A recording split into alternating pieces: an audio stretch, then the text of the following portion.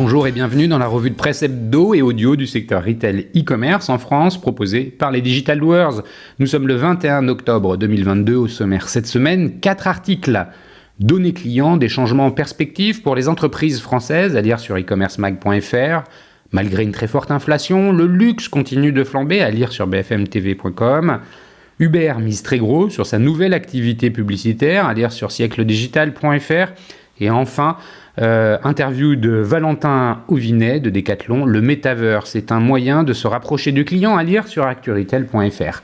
Je vous le rappelle, sur le site lesdigitaldoers.com, vous avez accès à une revue de presse qui rassemble les articles publiés dans la semaine sur les sites de news de notre écosystème. Vous pouvez vous y abonner pour recevoir chaque vendredi un digest de l'actualité dans votre boîte email. De cette revue de presse, je vous lis sans interprétation une sélection de quelques articles qui m'ont semblé pertinents à partager. Avant de commencer, un petit message avec les Digital Doers. Je produis et anime des chaînes de podcast pour compte de tiers, c'est-à-dire pour vous qui écoutez cette revue de presse, acteurs de notre écosystème.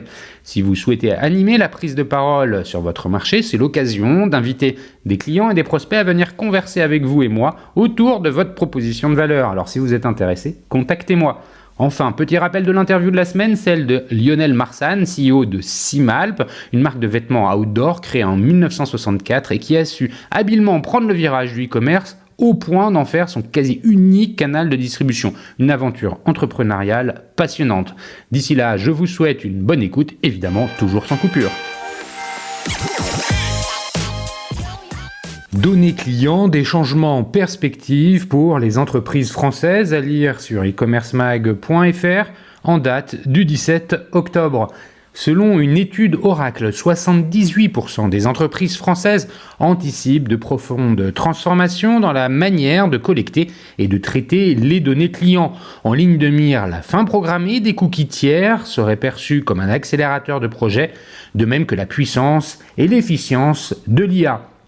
Alors que 39% des entreprises sont face à des difficultés de suivi de leur campagne, les priorités sont à l'amélioration de la qualité des données et de la gouvernance des données pour 70% d'entre elles, et à l'unification des données sur l'ensemble des parcours clients pour 44%.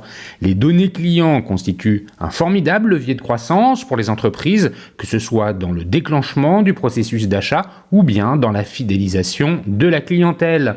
Pour autant, l'évolution des attentes clients en matière d'expérience globale, les évolutions des réglementations sur la donnée ainsi que les avancées technologiques ont forcé les entreprises à revoir en profondeur leur processus au cours des dernières années.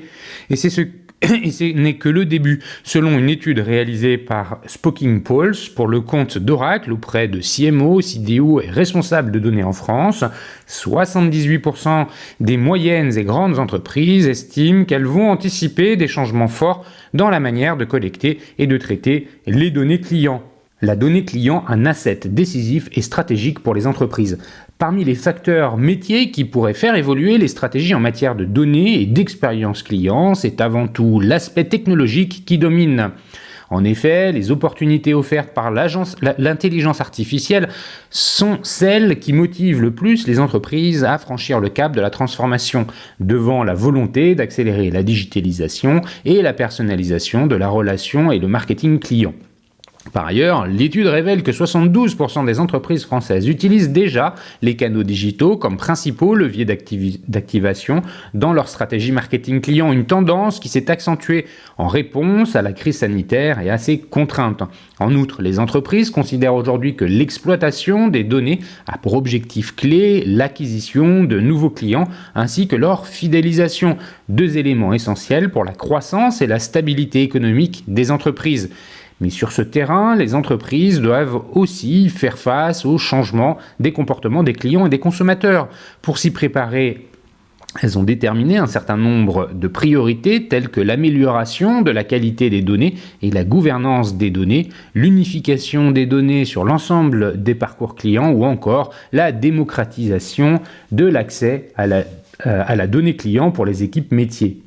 Malgré certaines incertitudes, les entreprises pensent être bien équipées et suffisamment préparées. Bien que 83% des entreprises soient équipées de solutions CRM pour le traitement des données marketing, elles ne sont que 39% à utiliser un Customer Data Platform, un CDP, pour agréger l'ensemble des flux de données clients en entreprise. Cette vision globale des données est d'ailleurs considérée comme l'apport le plus intéressant des CDP par la majorité des sondés qui recherchent principalement à bénéficier d'un meilleur suivi sur les performances de leur campagne digitale. Le coût et l'incertitude sur le ROI constituent encore à ce jour les principaux freins à l'investissement dans le déploiement d'une CDP. L'expertise en matière de data, les entreprises peuvent mieux faire. Face aux enjeux d'amélioration de la qualité des données et de la gouvernance de celles-ci, les entreprises déclarent en grande majorité disposer d'une expertise data science en interne ou avec l'aide d'un partenaire externe. Sur un marché où, selon les résultats de cette étude, les DMP, Data Management Platform, occupent une place marginale, les entreprises semblent donc dans l'attente d'une nouvelle génération de solutions pour traiter leurs données clients tout en affichant de nouvelles priorités. Parmi celles-ci, la fin programmée des cookies tiers semble également être un accélérateur autour de ces projets, un domaine dans lequel les entreprises interrogées se sentent moins bien préparées que dans les domaines du RGPD ou de la e-privacy. Les autres challenges en matière de données qui posent des problèmes aux entreprises sont le suivi difficile de la performance des campagnes, la multiplicité des identités digitales ou encore, dans une moindre mesure, les silos de données qui empêchent une vision à 360 degrés.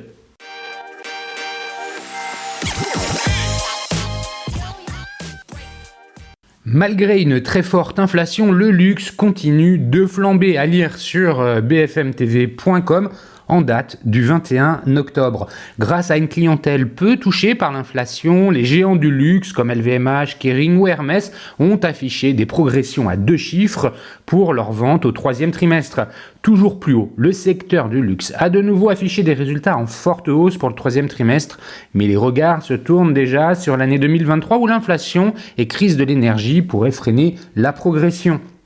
Grâce à une clientèle peu touchée par l'inflation, les géants du luxe comme LVMH et Kering ou encore Hermès ont affiché des progressions à 2 chiffres pour leur vente au 3e trimestre, faisant fi des restrictions sanitaires en Chine, un des principaux marchés, et de la hausse des coûts. La seule chose que je dirais, c'est que le luxe n'est pas un indicateur de l'économie générale, a déclaré le directeur financier d'LVMH, Jean-Jacques Gouini, lors d'une conférence avec les analystes. Nous vendons à une clientèle plus sensible au choc de la valeur immobilière de la bourse qu'aux variations du PIB, a-t-il expliqué. Plus 19% pour LVMH. Le numéro 1 mondial du luxe a réalisé 19,75 milliards d'euros de ventes au 3e trimestre, en hausse de 19% à taux de change comparable. Le luxe n'est pas immunisé contre la récession ou les chocs, mais contrairement à d'autres industries, nous avons la possibilité de reporter sur nos clients l'impact des coûts si l'inflation se matérialise de manière significative dans notre activité, ce qui n'est pas le cas pour l'instant, a-t-il ajouté. Les marques les plus fortes, comme Louis Vuitton, ont quand même relevé leur prix de vente à hauteur de 2,5 fois l'inflation, selon la banque UBS. Hermès prévoit pour 2023 une hausse de prix entre 5 et 10%, là où nous étions cette année de l'ordre de 4% et les années antérieures de l'ordre de 2%, selon le directeur général finance, Eric Du-Halgouët. Le cellier maroquinier, pour l'instant, n'a pas de signe de ralentissement sur l'ensemble de ces marchés, selon son directeur finance. Soyons patients. Le ralentissement est devant nous, déclare pour autant à l'AFP Arnaud Cadar, gérant de portefeuille chez Flornoy aux États-Unis, où l'inflation persiste, poussant le président Joe Biden à évoquer une possible récession. La clientèle américaine va décélérer très significativement, voire passer dans le rouge, estime-t-il, et la clientèle européenne sera aussi à la baisse. Europe et États-Unis représentent 40% de la consommation mondiale de produits de luxe, estime-t-il. Le luxe n'est pas à l'abri de la récession, souligne aussi HSBC, qui prévoit un ralentissement de la croissance au 4e trimestre de cette année et l'année prochaine. UBS anticipe également que l'inflation et la crise du coût de la vie va toucher plus durement les consommateurs et la clientèle des produits de luxe pourrait ne pas être épargnée. La Chine pourrait cependant venir à la rescousse du secteur du luxe avec un rebond des ventes en 2023 après une année 2022 affectée par les confinements selon les analystes de HSBC. Ces derniers pensent également que les marques sont cette fois mieux préparées à la récession qu'en 2008-2009 avec notamment une meilleure connaissance de leurs consommateurs grâce à la forte concentration qu'elles ont eue sur leur clientèle locale au cours des 2 dernières années. On a un portefeuille très solide pour envisager l'année prochaine, quelle que soit la conjoncture, a déclaré Jean-Marc Duplex, directeur financier de Kering, lors d'une conférence téléphonique avec des journalistes.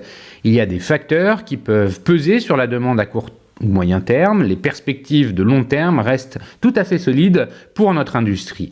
Il y a un appétit pour nos produits, nos marques, dans toutes les régions. Même patience et vision long terme chez le concurrent LVMH. Certes, le groupe a une bonne taille à l'échelle mondiale. À l'échelle des États-Unis, c'est encore modeste par rapport aux grandes sociétés cotées. On doit être 20e, on n'est pas dans les 5 premiers, on peut continuer à progresser, estimait Bernard Arnault récemment sur Radio Classique. Soyons patients, rien ne presse, concluait-il.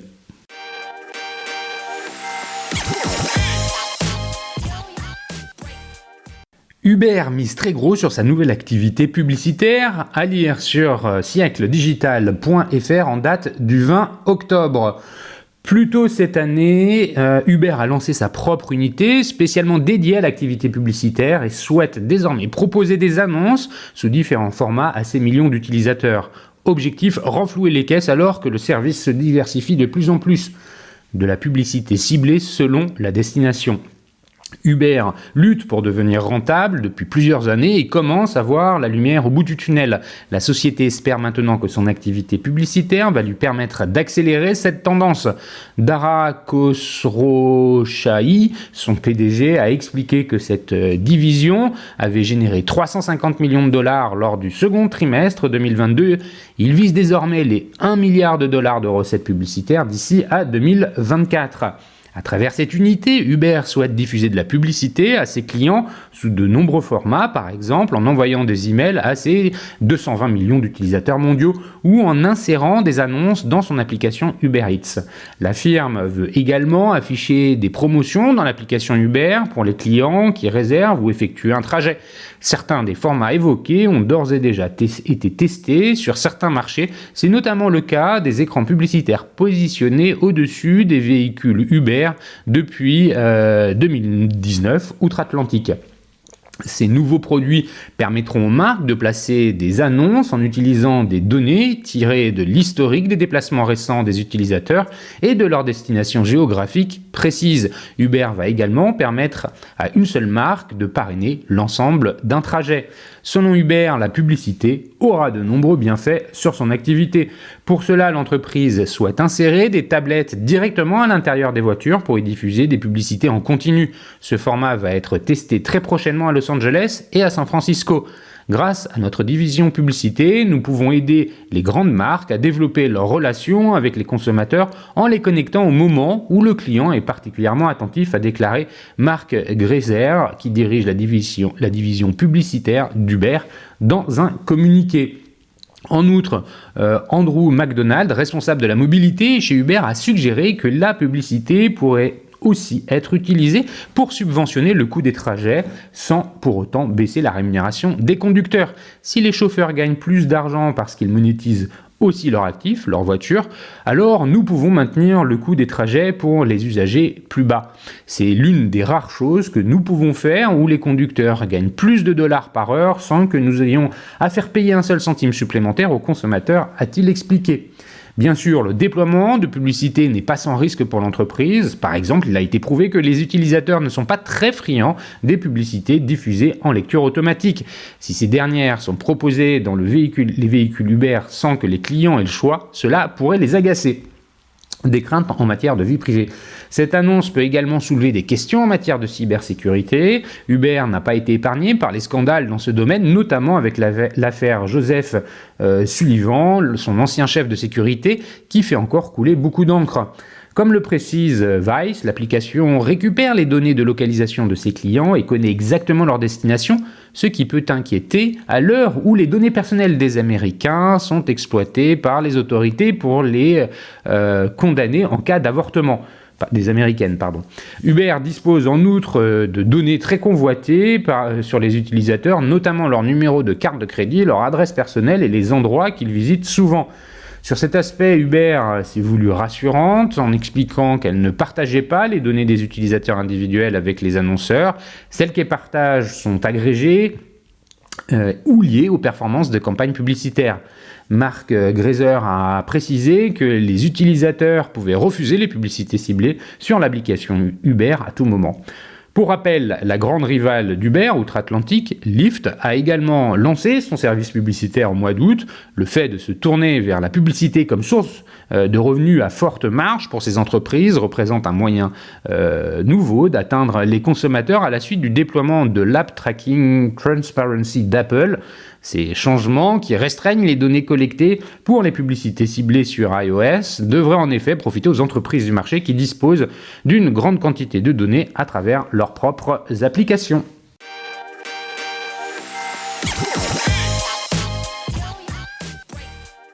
Le Metaverse, un moyen de se rapprocher du client par Valentin Auvinet de Decathlon, à lire sur acturetail.fr en date du 14 octobre.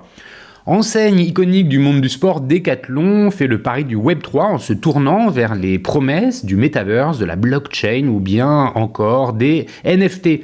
Valentin Auvinet, Chief Metaverse Officer, a pour mission de guider l'entreprise dans le champ complexe de ses innovations. Rencontre avec ActuRetail. En quoi consiste le rôle de Chief Metaverse Officer au sein d'une enseigne comme Decathlon ? Valentin Auvinet. En réalité, mon poste concerne bien plus que le seul sujet du Metaverse. J'ai pour rôle de mener Decathlon dans l'exploration du Web3. Celui-ci recouvre de nombreux aspects, parfois très différents les uns des autres. Il était donc intéressant pour l'enseigne d'identifier un collaborateur chargé de représenter les opportunités en la matière. Mon périmètre comprend les thématiques non seulement du Metaverse et du gaming, mais également de la blockchain, des NFT et des crypto-monnaies. Vous avez initié une opération remarquée impliquant des NFT. De quoi s'agit-il ? Nous avons en effet lancé une gamme de chaussures de sport, les sneakers Kipsta Barrio, associés à des NFT. Cette collection a été créée en collaboration avec Shin Garnier, champion du monde de football freestyle. 2008 paires ont été commercialisées de la sorte en référence à l'année de son premier titre de champion. Les sneakers sont de base un produit très apprécié de nos clients et nous souhaitions lui adjoindre une dimension digitale. Ceci en lien avec la communauté de Shin Garnier qui rassemble environ 20 millions de followers sur les réseaux sociaux. Il est lui-même ultra connecté et possesseur de NFT. Le moment nous a semblé idéal pour créer un NFT et lancer une telle collection. Concrètement, ce NFT consiste en une carte livrée en même temps que la chaussure. Vous y trouvez dessus un QR code qui donne ensuite accès à toute une série d'expériences spécifiques. Le possesseur du NFT peut ainsi visionner des lives vidéo, échanger avec d'autres acheteurs dans le cadre d'une communauté Discord et se rendre au Barrio Club. Ce dernier est un espace virtuel accessible sur mobile, ordinateur et masque VR type Oculus, qui sert de lieu de rassemblement immersif en 3 dimensions. Dans le Barrio Club, le possesseur du NFT peut découvrir les collections, manipuler les produits et interagir avec eux. On y retrouve également les coulisses des différents tournages. Nous avons ouvert une conception room où les NFT holders peuvent donner leur avis sur les prochaines collections. C'est une façon de les impliquer dans un modèle de co-conception pour parvenir à des produits qui leur ressemblent et qu'ils seront susceptibles d'aimer. Enfin, les live vidéo avec Shin Garnier sont accessibles depuis une conférence room avec la possibilité de poser des questions, d'échanger avec lui, etc. L'objectif était d'écrire une nouvelle histoire grâce au NFT à partir d'un objet, la chaussure, et d'une collaboration avec Shin Garnier, tout en apportant quelque chose d'innovant, à la fois immersif et utile. Nous avons par exemple incorporé une quête façon jeu vidéo au sein de ce monde virtuel, permettant aux vainqueurs de gagner un ballon dédicacé. Nous allons ajouter des événements au fur et à mesure pour que les clients concernés puissent continuer à échanger entre eux. Au-delà des NFT, Decathlon est de plus en plus présent dans l'univers du jeu vidéo. Dans FIFA 23, les équipements de Nîmes et de Nancy ont été conçus par l'enseigne et se retrouveront dans le jeu, de même que certains ballons. Les vélos Van Rysel sont pour leur part présents dans Swift. Nous sommes également en discussion pour insérer la Barrio dans The Sandbox, c'est-à-dire que l'avatar des possesseurs d'un NFT pourra porter les baskets à la manière d'un double numérique. Quels ont été les résultats en termes d'engagement client de cette opération associant la Barrio et les NFT ? Nous nous sommes rendus compte que 70% des clients qui détiennent un NFT se sont connectés au Barrio Club avec une moyenne de visite supérieure à 4. Nos live vidéos ont par ailleurs été de vrais succès à tel point que nous avons dû basculer vers Zoom en raison d'un trop grand nombre de participants. Sur la partie co-conception, 75% des visiteurs du Barrio Club ont au moins émis un avis. Tout cela mis bout à bout, on en conclut que l'engagement a été conséquent. Un simple formulaire envoyé en post-achat ne nous aurait pas permis d'atteindre de tels résultats. Bien sûr, l'effet nouveauté y a joué pour beaucoup. Nous allons réitérer l'opération sur d'autres produits avec des publics différents. Pour la Barrio, nous avions visé des consommateurs jeunes et ultra connectés, déjà au fait de ce que sont les NFT. Notre prochaine cible sera plus âgée. Il sera intéressant de regarder si nous parvenons à atteindre les taux de rétention ou de fréquence similaires. C'est encore un mystère. Quelles opportunités le Web3 représente-t-il pour un retailer comme Decathlon ? S'agissant des NFT, l'usage qui en effet est primordial. Il ne s'agit pas de créer un NFT pour créer un NFT. Notre parti pris a été de l'offrir, ce qui sort de l'ordinaire, et de lui associer une réelle utilité à la fois pour le client et pour l'enseigne. À partir de là, les usages imaginables sont extrêmement nombreux. Nous pourrions tout à fait imaginer une billetterie sous forme de NFT. Le fait d'être titulaire d'un NFT pourrait permettre d'assister à un match de Ligue 1 par exemple. Ce qui compte, c'est l'interopérabilité du NFT. Quand on parle de double numérique, l'idée est de pouvoir utiliser un objet dans un autre univers. Un vélo pourra être débloqué dans un jeu vidéo s'il est possédé dans la vie réelle. Les objets Decathlon pourront ainsi être utilisés dans des univers virtuels où nous étions jusqu'ici peu présents. Cela a une dimension internationale avec la possibilité d'atteindre des sportifs de parties du monde dans lesquelles notre ancrage serait moins développé. Le NFT pourra aussi servir de certificat pour un produit comme un vélo. Toutes les données relatives à son entretien seraient alors stockées dans un jeton numérique. Au moment de la revente, il serait possible de vérifier que vous êtes bien le propriétaire du vélo, quelle en a été l'utilisation, etc. Les usages potentiels sont multiples et attendent encore d'être découverts. Mon rôle est d'ouvrir les esprits pour que les concepteurs Decathlon accélèrent dans cette voie. En outre, la force du Web3 est d'ouvrir le monde du jeu vidéo à des enseignes et des publics qui n'ont pas forcément entendu parler de Minecraft, de Roblox ou de Fortnite. Le marché du jeu vidéo représente une opportunité colossale, supérieure à celle de la musique et du cinéma réunis. Tous les jeunes y sont, et même les moins jeunes, via les smartphones. C'est un nouveau média pour les retailers qui permet de s'adresser à une clientèle plus jeune et moins consommatrice de télévision ou d'Internet hors réseaux sociaux. Quelle articulation voyez-vous entre les mondes physique et digital ? Le monde virtuel n'est en aucun cas un compétiteur du monde physique. Si Internet et les jeux vidéo ont connu un essor incroyable ces dernières années, le sport n'a pas disparu pour autant. Je crois beaucoup que l'aspect communautaire du sport, les clubs, les ligues et les associations ne sont pas vouées à disparaître non plus. Il faut voir le digital comme un complément. Ce sont des usages qui viennent répondre à des problématiques rencontrées dans certains sports. Par exemple, les pongistes utilisent des casques VR pour s'entraîner à jouer au tennis de table. Cela résout une problématique évidente. Pour jouer au ping-pong, il faut une table. C'est volumineux et cela a un coût, sans compter le fait de devoir trouver un adversaire. Une expérience en réalité virtuelle permet de lever ces contingences. Instantanément, il est possible d'avoir une expérience sportive avec quelqu'un de son niveau. Cela ouvre de nouvelles perspectives. Dans le même esprit, certains jeux de kayak sont désormais particulièrement réalistes et permettent de s'évader dans le Grand Canyon pendant 30 minutes de pause.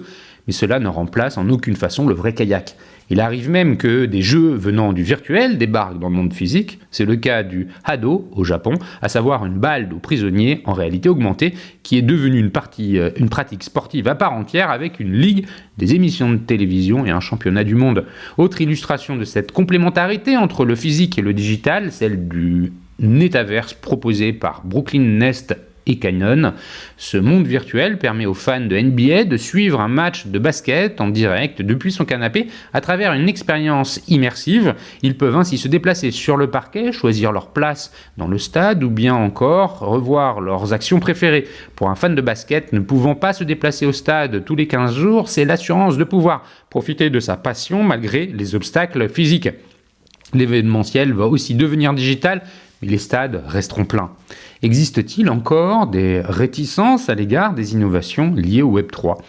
J'observe 3 types de réactions vis-à-vis de ces nouveaux enjeux. Il y a d'abord les individus ultra convaincus qui testent et s'engagent pleinement dans cette direction. Ensuite, il y a ceux qui ne veulent surtout pas y aller, notamment vers les metaverses. Cela s'explique par une peur à l'égard de cet univers immersif, potentiellement contrôlé par des entreprises à des fins négatives. Des films comme Ready Player One ou Matrix illustrent cela. C'est comme Internet, ce n'est ni une bonne ni une mauvaise chose en soi, tout dépend de l'usage que l'on en fait. Enfin, on retrouve les individus passifs qui attendent de voir s'il y a une adoption massive avant de prendre part au Metaverse ou au NFT. Malgré leur essor, rappelons tout de même que ces notions sont globalement assez peu connues de nos clients. En début d'année 2022, seuls 8% des Français possédaient des crypto-monnaies.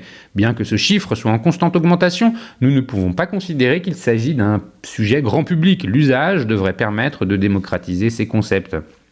Et il faut avouer que leur utilisation n'est pas toujours évidente. Pour stocker un NFT, il faut ouvrir un crypto-wallet et comprendre son fonctionnement. Un important travail d'éducation reste à faire. Personne ne peut savoir quelle sera la situation d'ici 3 ou 5 ans. Le changement passera certainement par des game changers. Au moment de la sortie de l'iPhone, le smartphone existait déjà, mais Apple a su proposer un produit révolutionnaire en termes d'usage et d'établir un standard de marché. Je pense que nous assistons à un processus similaire pour les metaverses et les NFT. Y a-t-il des innovations qui vous ont récemment marqué ? Je suis certaines plateformes comme Ready Player Me, qui est un générateur d'avatars interopérables. Un utilisateur crée son avatar virtuel, l'habille et intègre son personnage numérique unique auprès de plus de 2000 partenaires. Le Barrio Club est d'ailleurs compatible avec cette technologie. Je m'intéresse également à Mojovision, une entreprise qui produit des lentilles de contact avec écran intégré. Le premier cas d'usage que propose la société est celui du sport. Nous pourrions également citer l'éditeur de jeux vidéo Epic Games, créateur de Fortnite, qui maîtrise l'ensemble de la chaîne numérique via le moteur graphique Unreal. La frontière entre le réel et le virtuel est dans certains cas difficile à tracer. Les dernières vidéos de kayak VR sont par exemple bluffantes de réalisme. Enfin, il faut forcément suivre Meta. L'entreprise est le numéro 1 mondial des casques VR par le truchement d'Oculus. De prochains modèles sont attendus, de plus en plus puissants et immersifs. Il y a fort à parier qu'Apple lancera ses propres lunettes. Petits ou grands, les acteurs innovants sont nombreux sur le marché du Web3.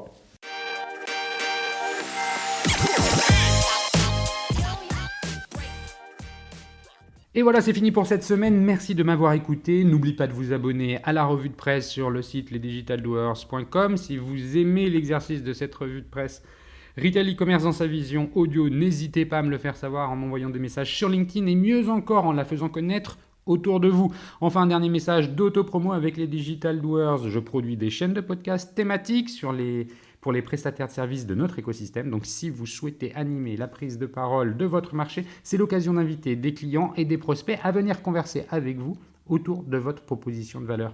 Vous êtes intéressé, alors contactez-moi. D'ici là, portez-vous bien et à la semaine prochaine.